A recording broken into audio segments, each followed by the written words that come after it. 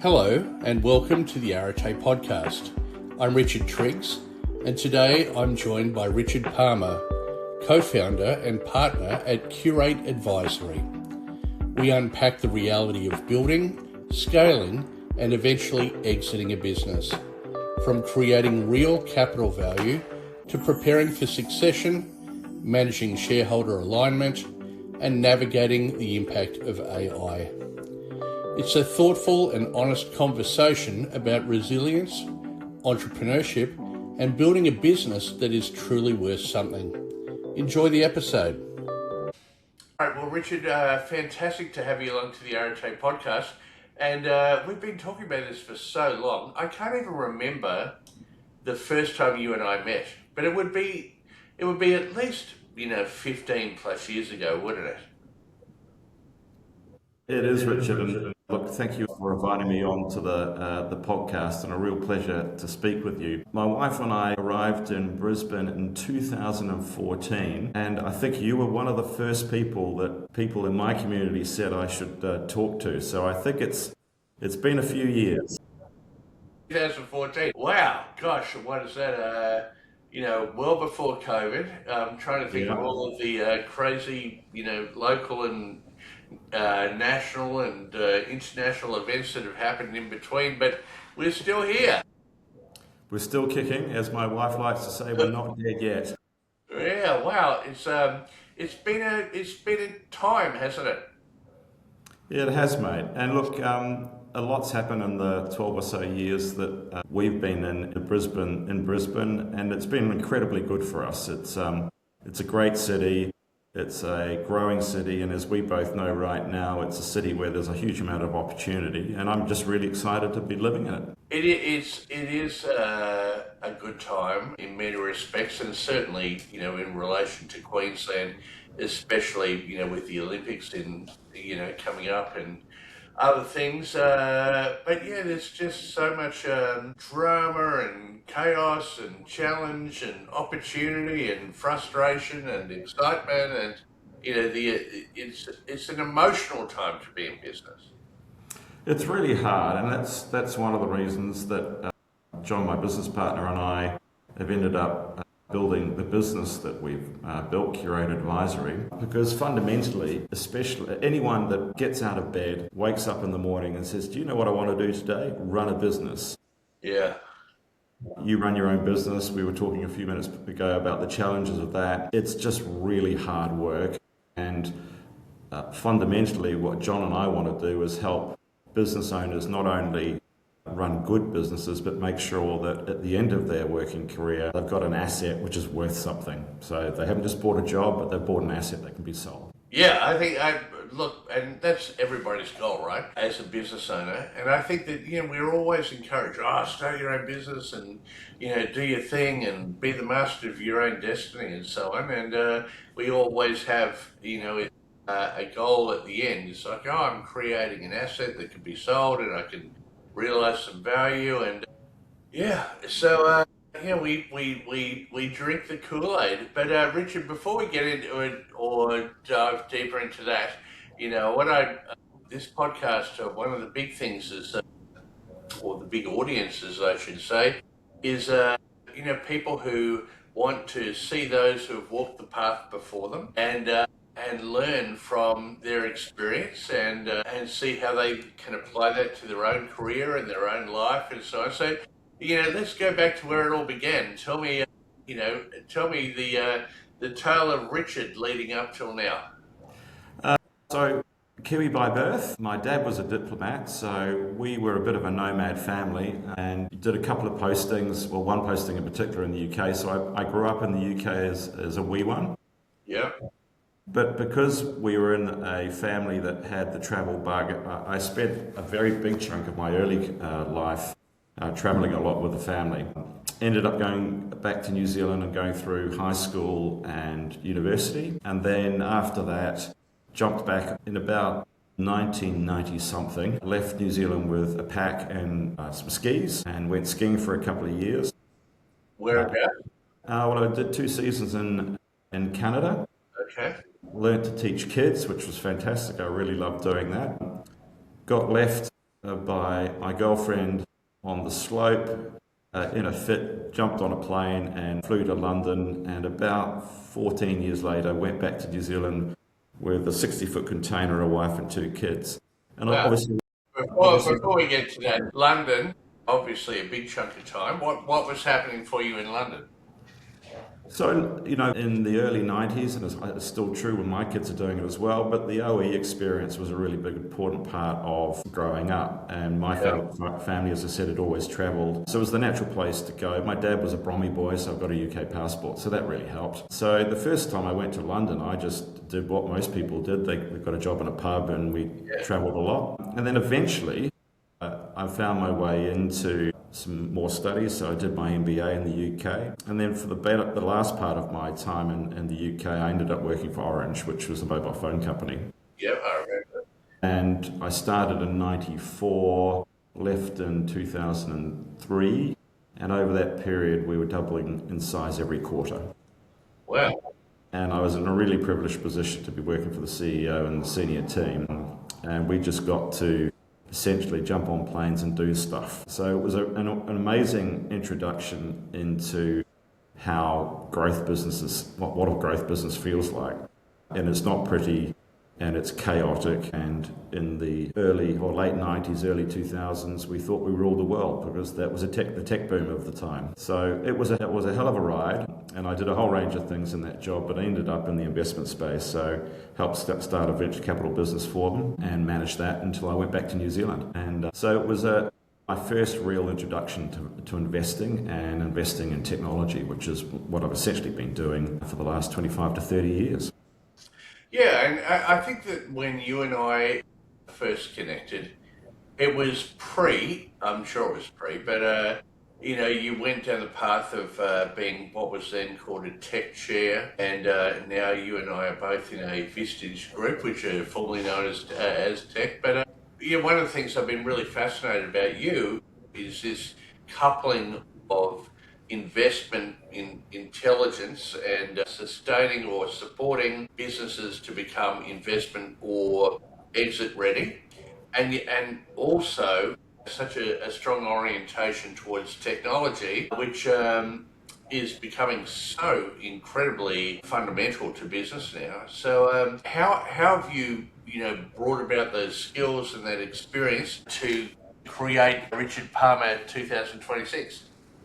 Yeah, look, as I said, when I came after my stint in the UK, which was all large corporate, I went back and ended up working for AMP and Tower in New Zealand and a bit of work here in Australia, and then went back into funds management. So I did a big stint in New Zealand running an early stage technology fund, which was a fantastic role. And I suppose both of those experiences were all about dealing with really big businesses and then really small businesses.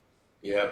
And then when we came to Brisbane, one of my investment colleagues called my bluff and said, would you run a company for me? So I ended up becoming the CEO of a digital marketing business here in Brisbane. And frankly, it was the hardest thing I've ever done. Running a business and investing in a business is really different. Why, just before you go on, Richard, so the hardest thing I've ever done? Because I had to deal with people. Okay. So as a transaction-orientated human being, you would do a deal and move on. And running a business is not that. It's about building team. Right. It's about making sure that you're leading rather than managing. And that's a skill that I didn't have when I first took on that CEO role. And that ultimately is why I ended up in the Vistage community, because as I was leaving the CEO role, one of the chairs in the community ran me up and said, would you like to join? And I said, well, perhaps 2 years ago. But I ended up as a chair of in a Vistage group here in Brisbane for about 6 years. And it's probably one of the most rewarding things I've ever done.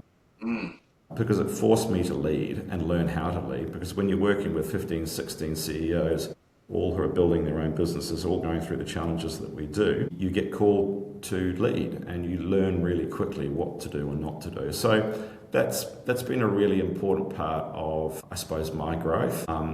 At about the same time, my wife and she had a really successful banking career, so 28 years in banking and had some really big roles, decided to buy an agricultural business down south, just south of Byron. So, I own businesses, I've been on the boards, I've mentored CEOs, And that range of experiences has taught me a couple of things about the reality of trying to run a business in Australia and around the world. And more importantly, how you can get out alive without breaking yourself and your family.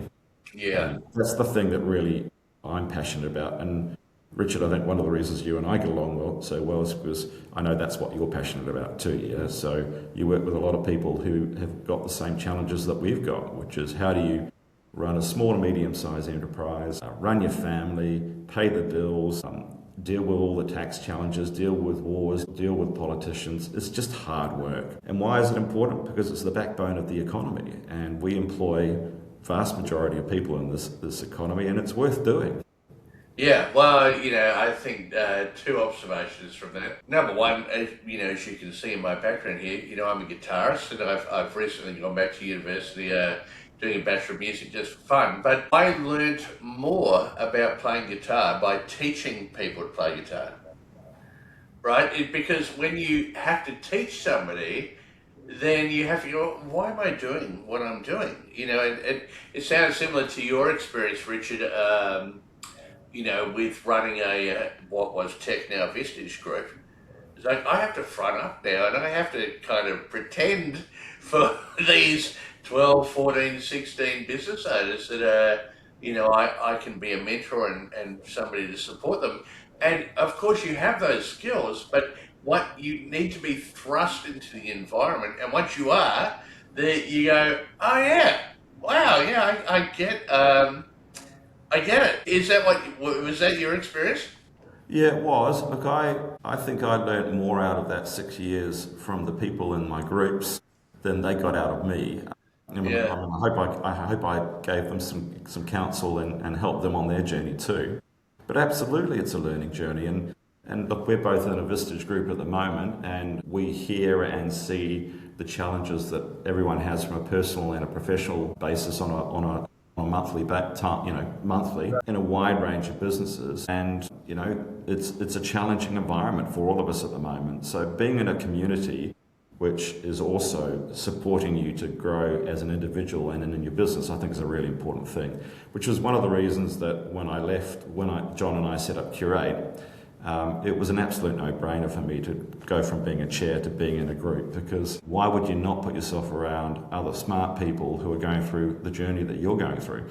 Indeed, and we'll come to Qurate in a minute. My other observation from that is, to talk about my own experience. So I'm currently recruiting a CEO for a $70 million turnover company.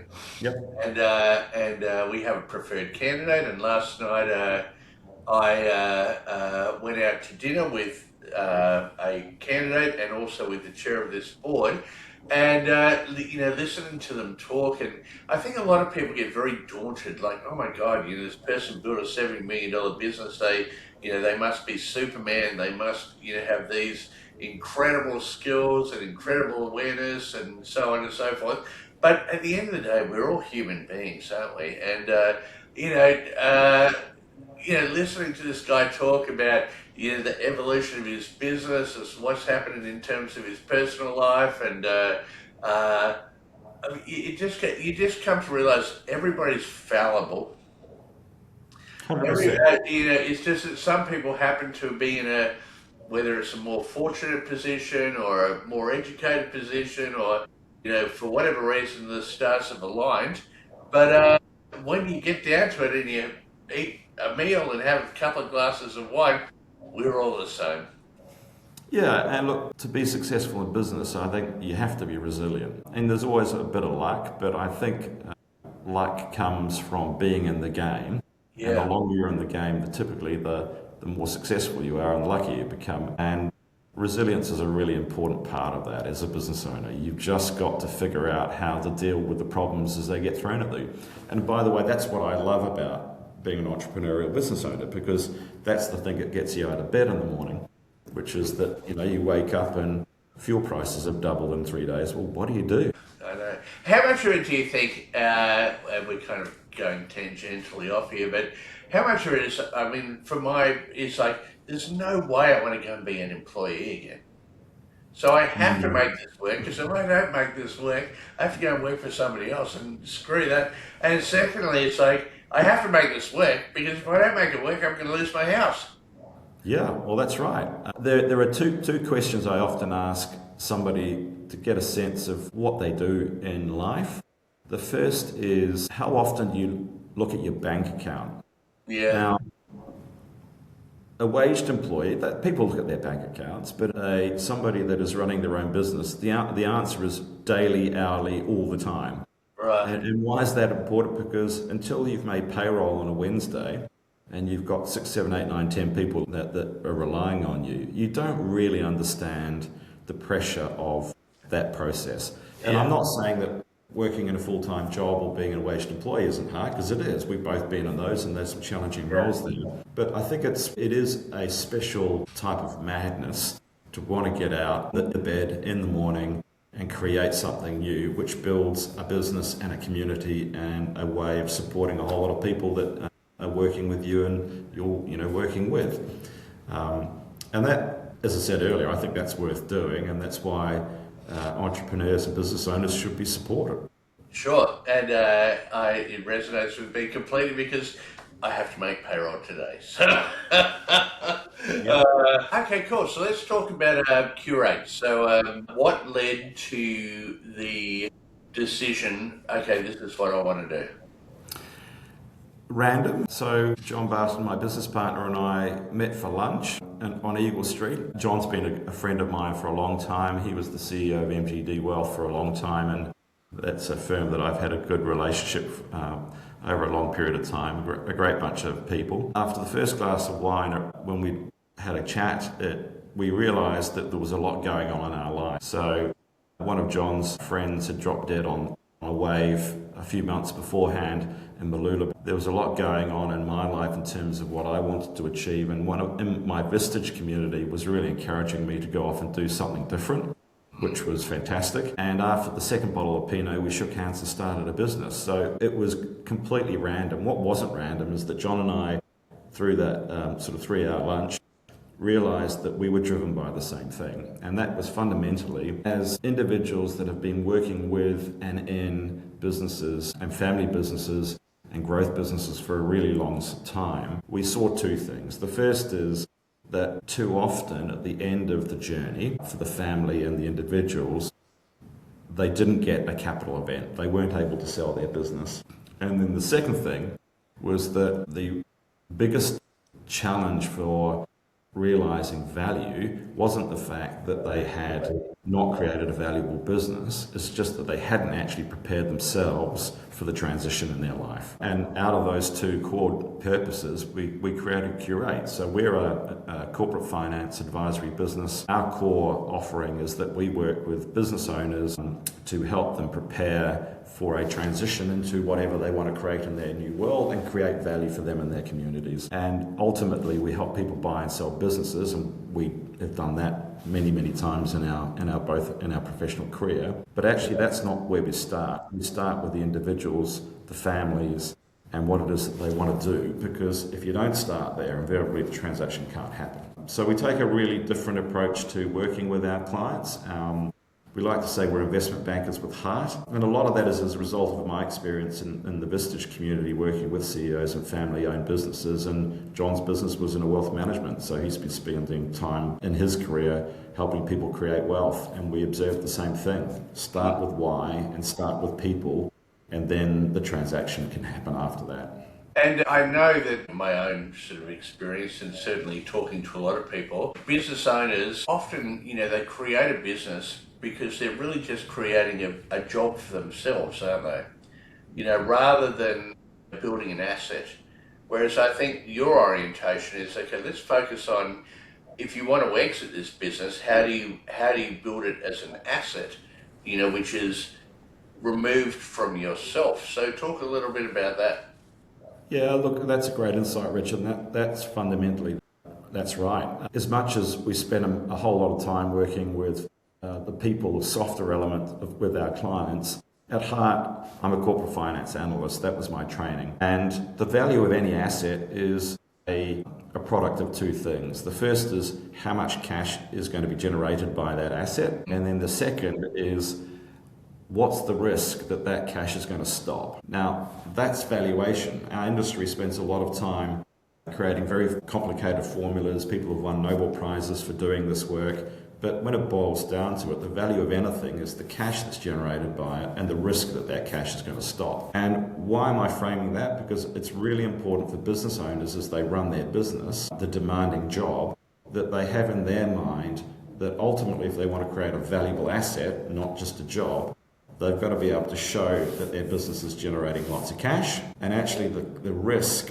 of that cash being generated is minimized, and most importantly can be transferred. And that's a lens that we bring in with all our clients. So we spend a lot of time working with the clients around their personal goals and aspirations, but equally spending time thinking about how they maximize the cash flow in their business and lower the risk of that cash flow coming out. That's our business. And businesses that do that in a systematic way over a really long period of time are valuable and they get sold.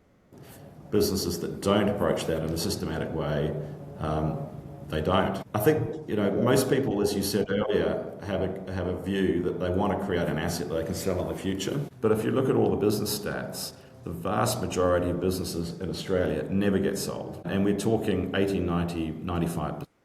Right. So we all start with this goal, but the reality is that it's the few that actually get there. And that, for me and John, is a tragedy, because a lot of us spend 20, 30, 40 years of our lives building something and hoping to be successful, only to be disappointed at the end. Our goal is to work with our clients so they're not disappointed. Yeah, well, I suppose, if you look at that, okay, let's say 80+% of businesses don't get sold. What percentage of business owners anticipate their businesses will be sold? Because I imagine, like, for example, the last 2 days, I had my roof restored by a guy, and not that we sat down and spoke about it, but would he anticipate that he would sell his business, or is he just creating a lifestyle? And one of the things you've mentioned to me out of this conversation is this alignment between, what is the actual intention here? Yeah, it's a great point. And look, you're quite right. There's nothing wrong with building a business that gives you and your family an income and creates a community, and all you're going to do is just run the business. There's nothing wrong with that.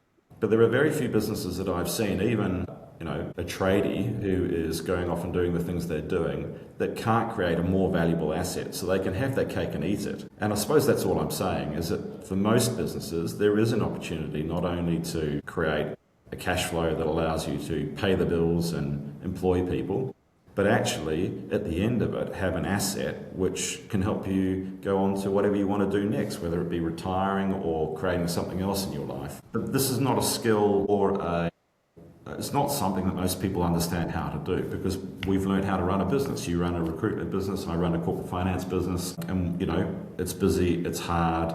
So therefore, doing the additional job of trying to figure out how to not only run a good business but create a valuable business is hard work. So I think our core goal, as I said earlier, is just to spend a bit of time working with our clients, understanding that they can have their cake and eat it. And look, I think just quickly, the biggest challenge that we often see is that most businesses aren't just about one person. It's either the family or there's other shareholders. And the biggest challenge that business owners have is, even if they've decided they want to create a valuable asset, what they haven't realised is that their view of the truth is not the view of the truth that their peers or their partners or their family have in their business. And the biggest challenge that we see in selling or transitioning a business is the misalignment between the shareholding groups and within families. That invariably blows up 60-70% of the engagements that we have. And that's why the soft stuff's really important.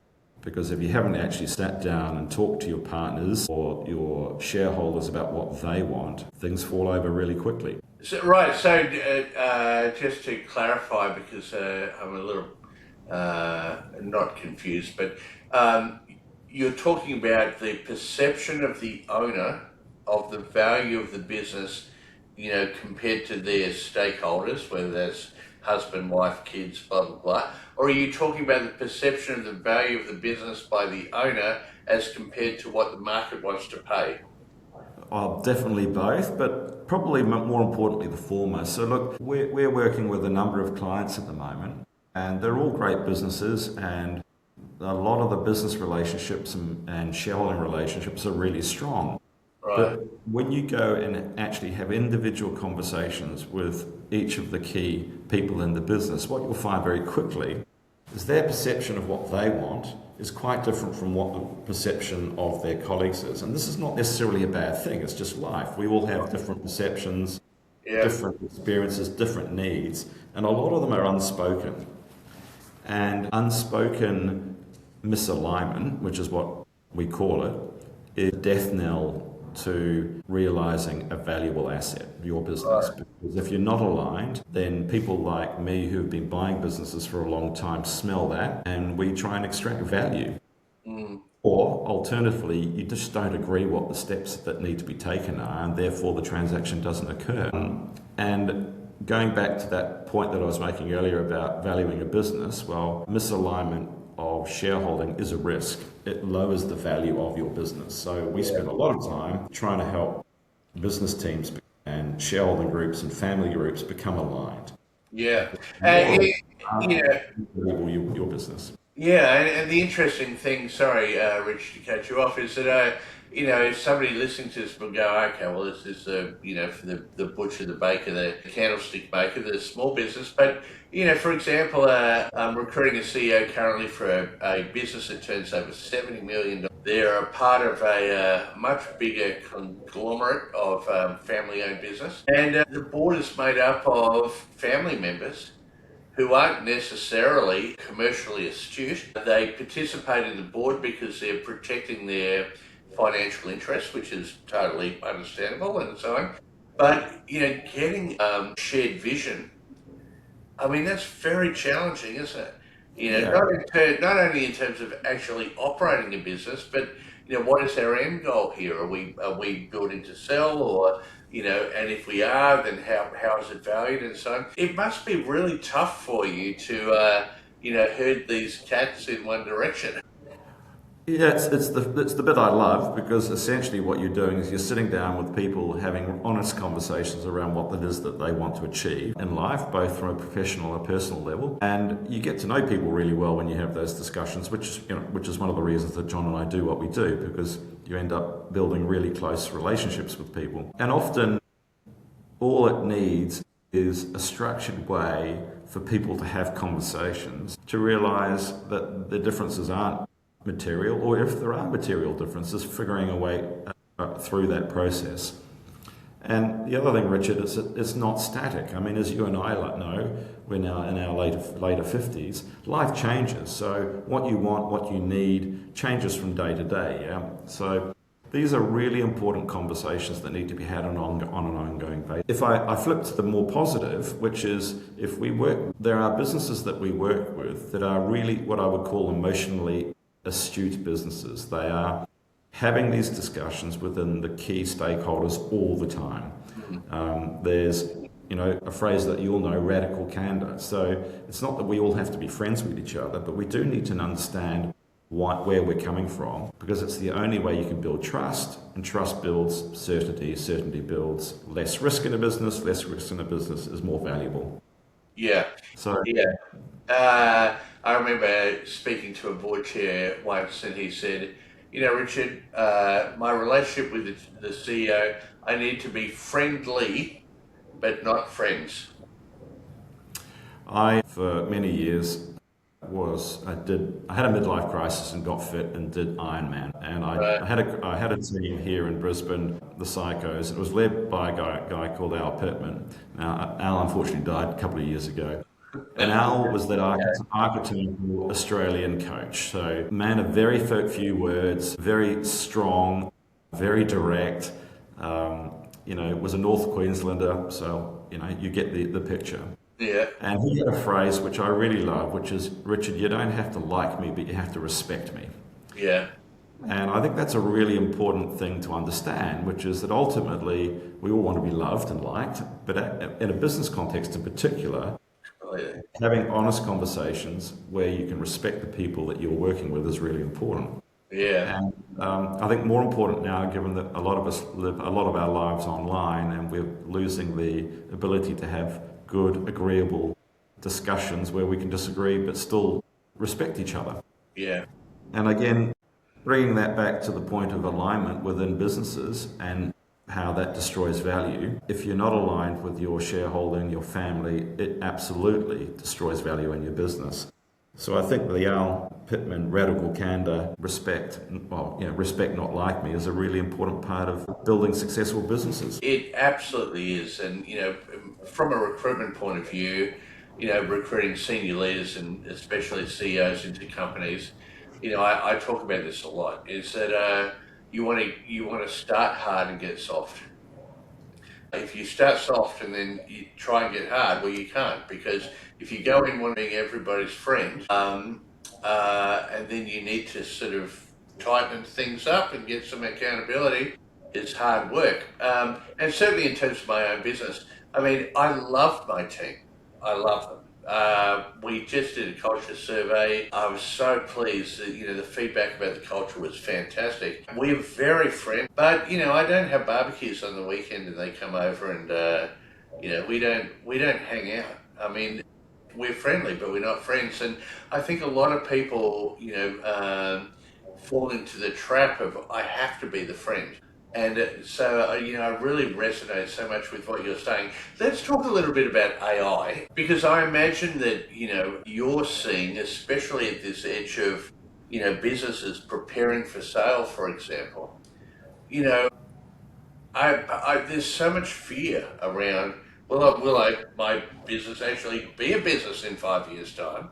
Let alone how do I implement AI into my business right now? Tell me a little bit more about that, because you're very clued up on that, which I really respect. Again, let me frame it in terms of risk. When you're in the market to sell your business, and let's make some numbers up. Let's say that you're doing $1 million to $2 million to $3 million worth of profit every year, and Richard, you want to buy my business. Well, what's the question that you're asking me? And as a seller, I want to make 5 times profit, 5 times the multiple. In other words, I don't know, I want you to pay me $15 million. Well, what you're really saying to the person that is going to buy your business is, I promise you that your $3 million that is going to get paid for the next 5 years. Now, Richard, you should be very skeptical of that statement. And that's why when you're buying and selling a business, it's all about trust. And it's all about lowering the risk of that cash flow when it lands in your hands disappearing. So a really successful sale of an asset is where I can show you that the cash flow is absolutely going to occur, and you can trust me that that is going to occur, and therefore you're willing to pay me a whole lot of money. And that's a difficult thing to do. Now, when you overlay AI, which is fundamentally rewriting the economics, we are going through another industrial revolution. It is fundamentally, in my personal view, going to change the economics of almost every industry on the planet. And I come to you and say, I want you to give me $15, $20, $30 million for my business. What are you as a buyer going to be doing? You're going to be asking lots of questions in a really uncertain environment. So I think AI has absolutely changed the pricing of risk. And why? Because people can't trust that the old world order that they assumed was going to be the case is going to be the case in 1, 2, 3, 4, 5 years' time. In fact, I think most of us are recognizing and seeing that the one constant is this is going to change everything really quickly. Yeah. And where does that land for a individual who's built their business over a 20 or 30 year period? Well, it means that when they're in the market, they have to have an answer for that question. And in our experience, the business owners and shareholders that are dealing with that well today are doing 2 things. First of all, they're introducing AI into their own businesses, and it's absolutely collapsing cost structures. And if you can't show, whether it be a plumbing business or a multinational fencing or jewelry business or an architectural business, that you're not applying AI to collapse your cost structures and improve delivery to the client, you're going to get discounted. So your business is worth less. And then the second thing is that the businesses that we are seeing be re-rated, i.e. people are saying this is worth more, are not only doing that, they're thinking really, really, really hard, not just about the cost equation, but how they can use the productivity tools that AI can give you to deliver a better service to their customers. And I think we spend a lot of time as a community thinking about cost out and taking people out, but actually ultimately you deliver a service to your boards and to your management teams, which is delivering an outstanding client or candidate into a business. Our job is about making sure that we can help navigate our clients through a really difficult transition, sale process or a buying process. So using an AI tool just to take cost out is irrelevant. Using an AI tool that improves your ability to get a better outcome for your client, we're seeing those businesses be valued. I think the other thing I would say, Richard, is that none of us really know how this is going to play out in the next 3, 4, 5, 10 years. Yeah. We are absolutely seeing business owners today coming to us and saying, I've decided to sell because I don't know the future. I'm scared. Yeah.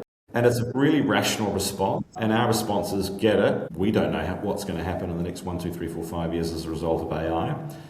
But if we want to help you sell, we have to have an AI story. Yeah. As I said, 3 components to that.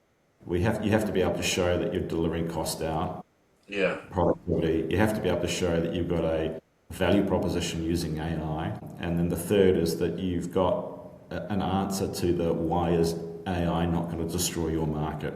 That one's a bit hard. Yeah, it's interesting. I went to a Brisbane Angels event this week. I'm sure probably at some point you've been to one of those, Richard.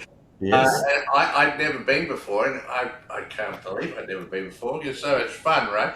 And so essentially Brisbane Angels, they're angel investors, and it's a bit of a sort of a Shark Tank environment, and they had 3 people present, all 3 businesses entirely AI. One was in mining equipment, one was in healthcare, and one was in helping businesses to be able to transact, through AI, but completely AI.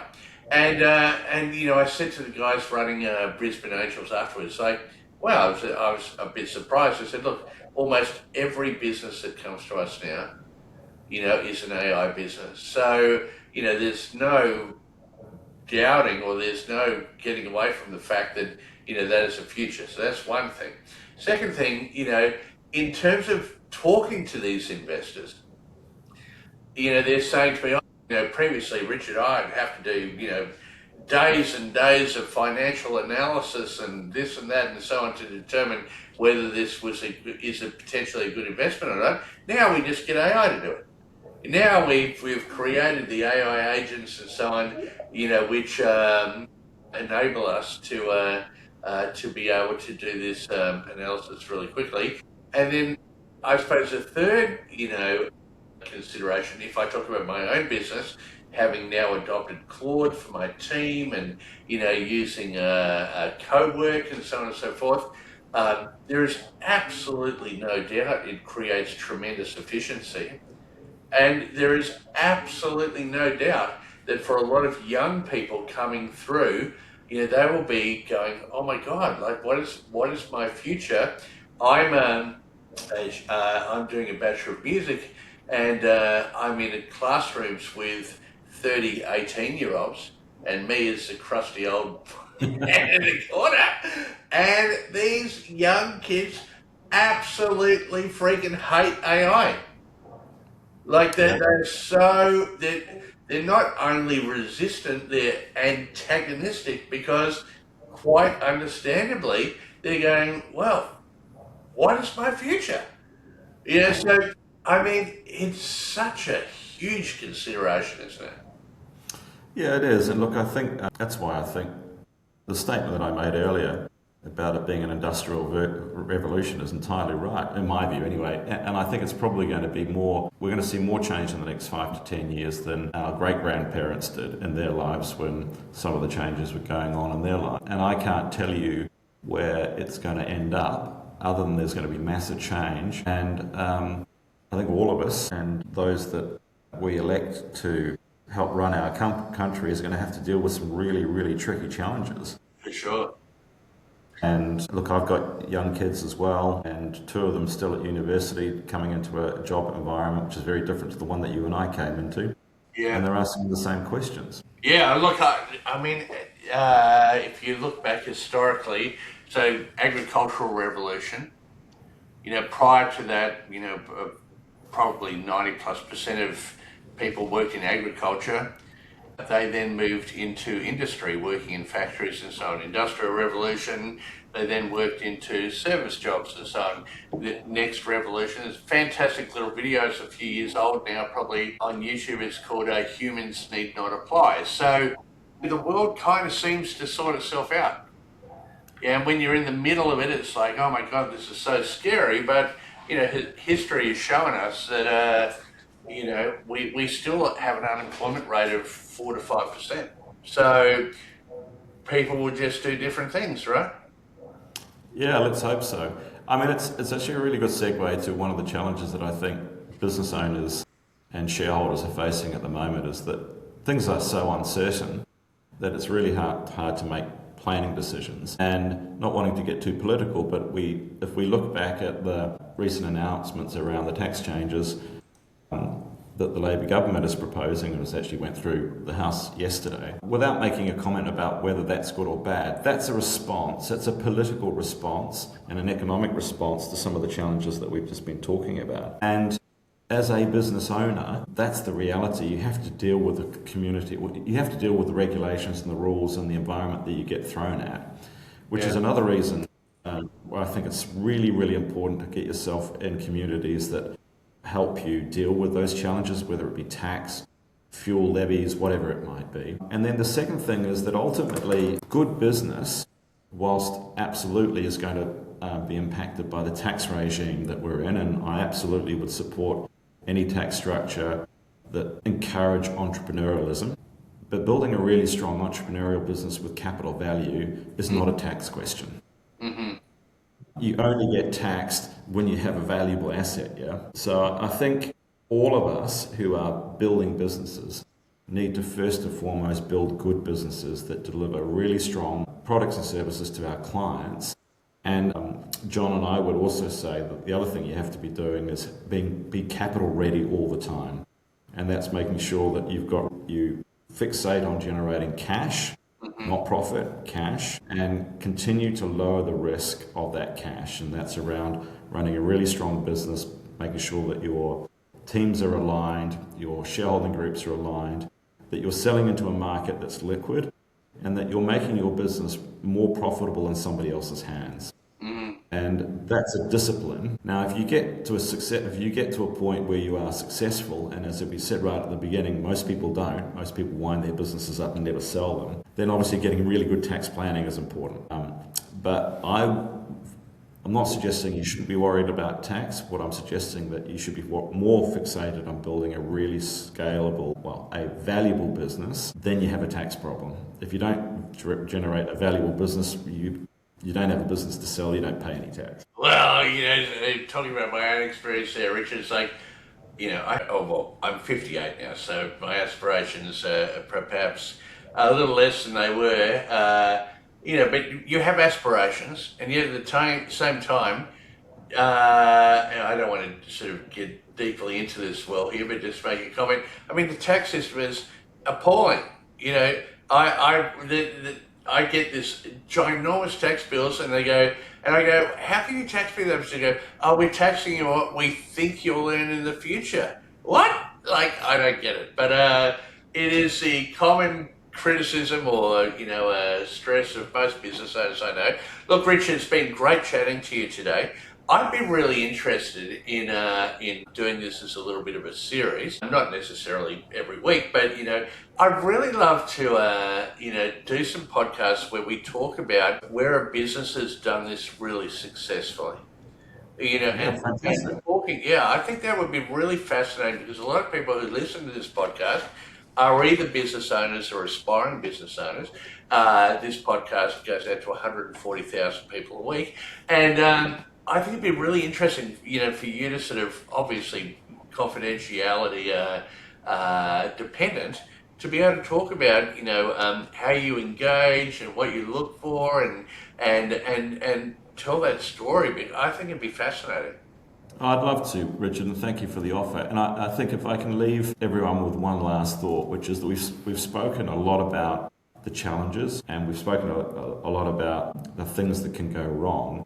Yeah. There are a lot of really great businesses out there that have done this really well, and we continue to learn from our clients, and they teach us. And they're absolutely, I have a strong belief that every person that decides to run a business, whether it be a recruitment business or an accounting practice or a manufacturing business, not only can build a strong future for themselves, paying themselves a wage, paying the mortgage off, putting the kids through school, but can build a capital asset.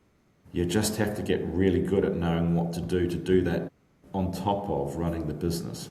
Yeah, and the thing I'd say about that, Richard, is that, and again, just drawing my own experience, what you're saying is something that you should begin with, right? Versus, I've reached a point now I want to sell my business.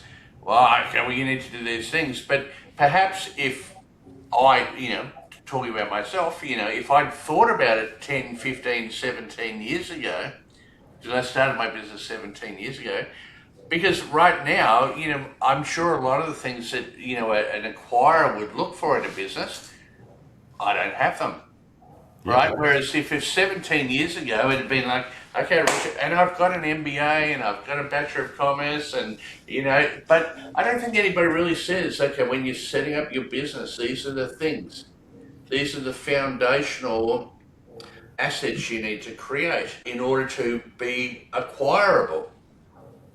That's it in a nutshell. It's Wow. not something that you do at the end. It's this thing you do on day one, day 365, every day of every year that you're in business. You need to be ready. Excellent. Well, look, I think this has been an absolutely superb conversation. I'm very excited about continuing it. And if I can just, at the end of the day, because I've decided, because I'm a guitarist, as you can see in the background, you're a bit of a guitarist, aren't you, Richard? Oh, well, I'd love to say yes. No, look, I'm afraid my musical ability stopped when I stopped playing the flute when I was 10 years old. However, I am a consumer of music, so I'd love to hear you playing the guitar, Richard. I'm not going to play it, but whenever anybody talks about flute, I can't help myself. I think about American Pie. Yep. And I think about what's that? The Ron, the Anchorman, where he plays jazz flute. Yeah. I love it. So the guitar behind me is a Gibson Les Paul. It's a 1959. It's not an original 1959 because that'd be worth over $1 million. But there's a company in America called Historic Makeovers, and what they do is, you with a Les Paul like that, is that they recraft it to be exactly identical to a guitar from that year, and it's an absolute cracker. So thank you, Historic Makeovers, for being our background today. And Richard, thanks very much. I really appreciate the conversation today. And I look forward to catching up with you at Vistage See me in a couple very of weeks. soon. All right, Richard, have a great afternoon.